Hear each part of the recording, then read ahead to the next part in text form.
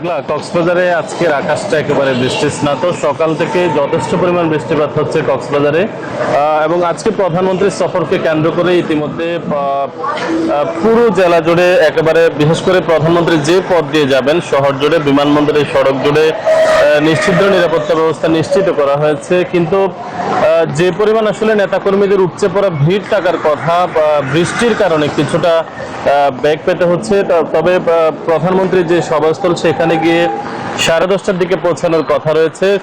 আসলে একেবারে বৃষ্টিপাত হওয়ায় সকাল থেকে যে পরিমাণ নেতাকর্মীদের উপচে পড়া ভিড় থাকার কথা, মিছিল হওয়ার কথা, সেটা এখন পর্যন্ত আসলে আমরা দেখতে পাইনি। তবে কক্সবাজারে প্রধানমন্ত্রী আসছেন একদিনের সফরে। আজকে সারাদিন একেবারে সকাল থেকে রাত পর্যন্ত প্রায় রাতের 9টা পর্যন্ত প্রধানমন্ত্রী কক্সবাজারে থাকবেন এবং বিভিন্ন অনুষ্ঠানে অংশগ্রহণ করবেন।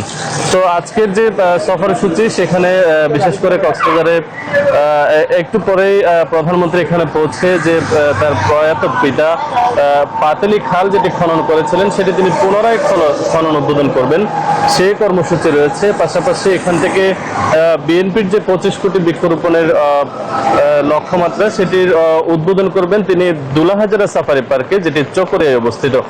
সেখান থেকে তিনি ইতিমধ্যে চকরিয়া পৌরসভা এবং মাতামুহুরী উপজেলা, যে দুটি নতুন করে উপজেলা এবং পৌরসভা কক্সবাজার জেলায় যোগ হয়েছে, সেই দুটির ভিত্তিপ্রস্তর স্থাপন করবেন।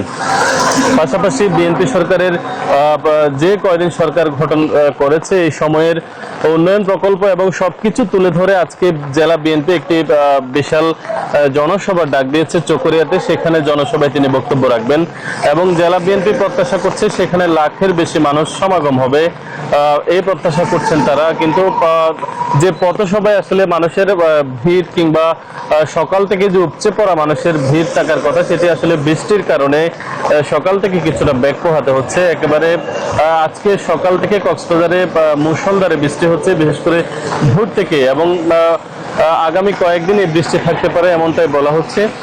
তবে কক্সবাজারে প্রধানমন্ত্রীর সফরকে কেন্দ্র করে বিএনপি নেতাকর্মী এবং স্থানীয়দের মাঝে বেশ উৎসাহ আর উদ্দীপনা দেখা দিয়েছে এবং বিমানবন্দর এলাকা সহ আশেপাশের এলাকায় মানুষজন আসলে অধীর আগ্রহে আছেন প্রধানমন্ত্রীকে একেবারে কাছ থেকে দেখার জন্য। তবে প্রধানমন্ত্রীর এই আগমনকে কেন্দ্র করে কক্সবাজারে বেশ কয়েকটি দাবি বেশ জোরে সোরে আলোচনায় আসছে। বিশেষ করে কক্সবাজারে যে 12 লাখ রোহিঙ্গাদের বহর, এই রোহিঙ্গাদের আসলে কবে নাগাদ তাদের দেশে ফিরিয়ে নেওয়া হবে সেটি নিয়ে আসলে প্রধানমন্ত্রীর দিকে তাকিয়ে আছেন কক্সবাজারের স্থানীয়রা। এবং পাশাপাশি এখানে মেডিকেল কলেজ থেকে শুরু করে যে কয়টি দাবি কক্সবাজারে আছে সেগুলো আসলে পূরণের লক্ষ্যে এখানকার স্থানীয় মানুষ আসলে একেবারে প্রধানমন্ত্রীর সফরের দিকে তাকিয়ে আছে।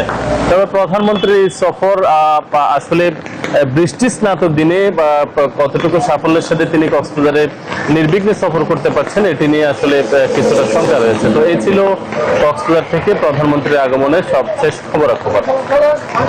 আপনাকে ধন্যবাদ।